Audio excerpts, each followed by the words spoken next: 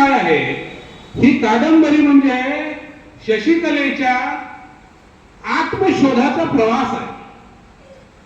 तिला स्वतःला सिद्ध करण्याचा तो प्रवास आहे की एक स्त्री म्हणून उपहासाची तुम्ही पात्र असणार नाही, तर मी अवलंबून न राहता, घरच्या माणसावरही अवलंबून न राहता, मी जे काही विद्वत्ता माझ्या वडिलांनी मला शिकवलेलं आहे ते मी स्वतःच्या पायावर उभं राहील आणि स्वतःला सिद्ध करीन आणि मगच मी तुझ्याकडे परत येईल, अशी कदाचित शशिकलेने तुंगाट बांधली असावी.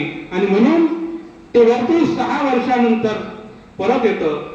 शशिकला शंतनूला भेटते. परंतु शशिकले बरोबरच, शशिकला म्हणजे काय, शशी म्हणजे चंद्र, कला वेगवेगळ्या कला, वाढत जातो तेव्हा पॉझिटिव्ह कला, कमी होतो तेव्हा निगेटिव्ह कला, वेगवेगळ्या कला. तर मानवी मनाचं असंच आहे, आपल्यामध्ये अनंत विकारही दडलेले आहेत. राग आपला ताबा घेतो आणि त्या रागाच्या क्षणी आपण जे करून जातो ते कदाचित विचार करून आपण कधीच केलं नसतं, परंतु प्रगती करण्याची, अभिव्यक्तीचा तोही एक मार्ग आहे.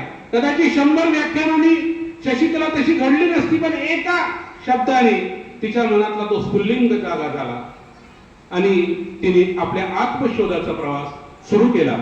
काकांनी फार सुंदर पद्धतीने हे सगळं हाताळलेलं आहे. काकांचं नाव किशोर आहे, त्यांच्या आई वडिलांनी त्यांचं नाव किशोर असं ठेवलेलं आहे आणि काकांनी ते फारच मनावर घेतलेलं आहे. ते किशोरच आहेत आणि किशोरच राहणार आहेत.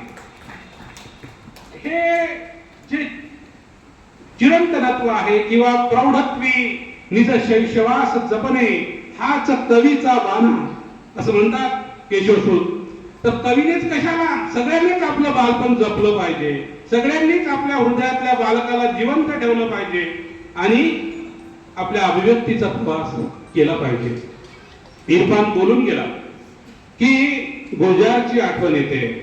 आणखी जुन्या काळातले जे काय म्हटलं ते श्याम बेनेगलांची आठवण येते. बरोबर आहे, येणारच, कारण की हे पुस्तकच मागच्या पिढीचं आहे. काका मागच्या पिढीचं प्रतिनिधित्व करतात. या इथे व्यासपीठावर 3 पिढ्या आहेत आणि तसंही जीवनामध्ये एकाच वेळेस 3 पिढ्या कार्यरत असतात. तर काका मागच्या पिढीचं प्रतिनिधित्व करतात. त्यांनी ते संचित दिलेलं आहे, हे मागच्या पिढीचं संचित आहे की हे आमच्या पिढीचं संचित होतं, आम्ही असा विचार करत होतो आणि ही भाषा ही तीच आहे. अनेक जुन्या पिढीतल्या लोकांना आनंद देणारी अशी काकांची भाषा, विप्रजनांना संतोष देणारी भाषा आहे आणि ही भाषा समजून घेण्यासाठी थोडंसं वाचन गरजेचं आहे.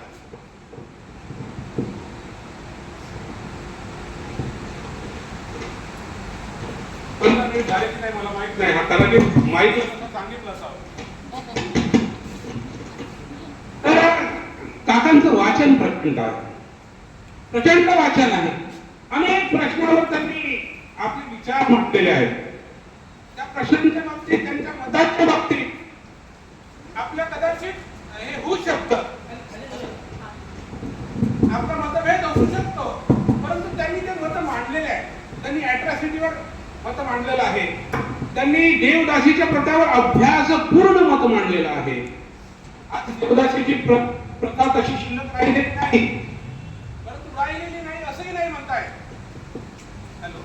कारण की बाबा आणि बुवांचं नव पेव फुटलेलं आहे आणि या बाबा बुवांकडे जाणारे देवदासीच कशाला पाहिजे, आपल्या पायाने चालत जाणारा भगिनी वर्ग नव्या याने एक समाजापुढे प्रश्न निर्माण करणे झालेला आहे की आपण कुठल्या मोहाला बळी पडतो, कुठल्या मोहाला बळी पडून आपण या बाबा बुवांकडे जातो. तर कालबाह्य झालेला नाही तो देवदासींचाही प्रश्न. त्यांनी त्याची चिकित्सा केलेली आहे एका वेगळ्या अंगाने की धार्मिकतेचा घेऊन देवदासींचं कसं शोषण केलं जात होतं आणि आज त्या शोषणाचं वेगळंच भीषण स्वरूप आपल्याला आपल्या समोर दिसते आहे. या अर्थानेही ही कादंबरी कालबाह्य म्हणता येणार तर ती काळाला स्पर्श करणारी आहे.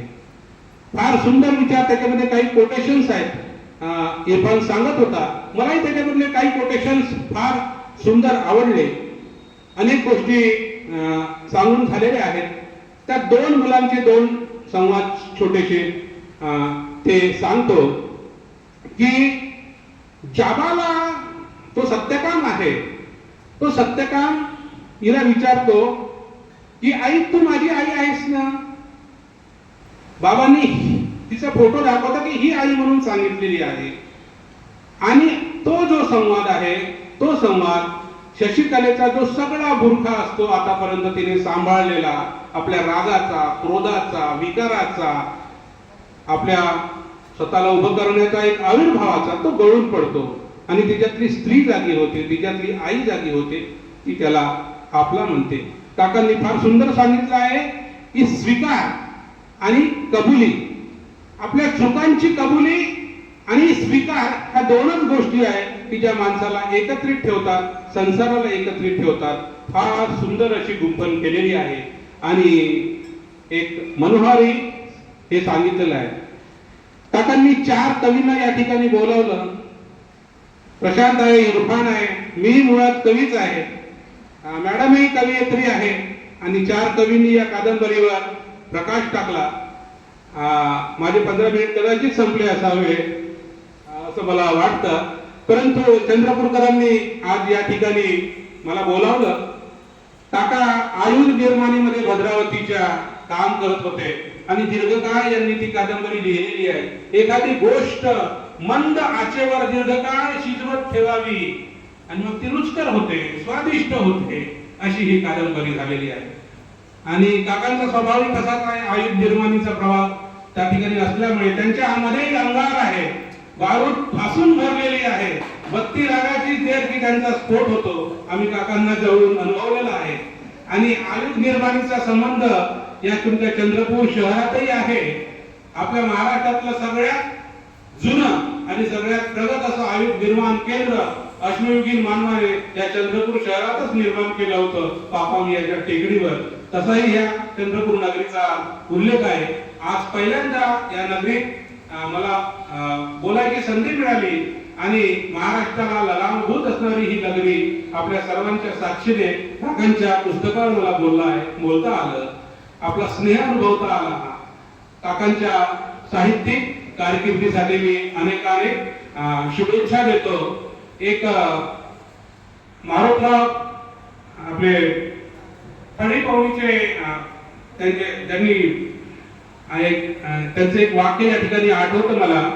एक वयोवृद्ध व्यक्ती जे आपल्या मारुती चितमपल्ली यांचा उल्लेख केला, नवेगावचे, तर त्यांना आम्ही एकदा भेटायला गेलो होतो. ते म्हणाले ते नाटकाचा अभ्यास करत होते आणि त्यांनी सांगितलं की मी हे पुढच्या जन्मासाठी करत आहोत.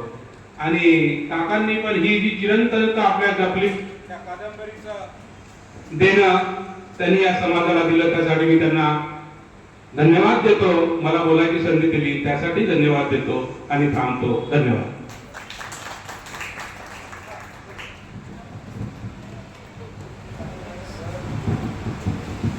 धन्यवाद नारायणजी सर.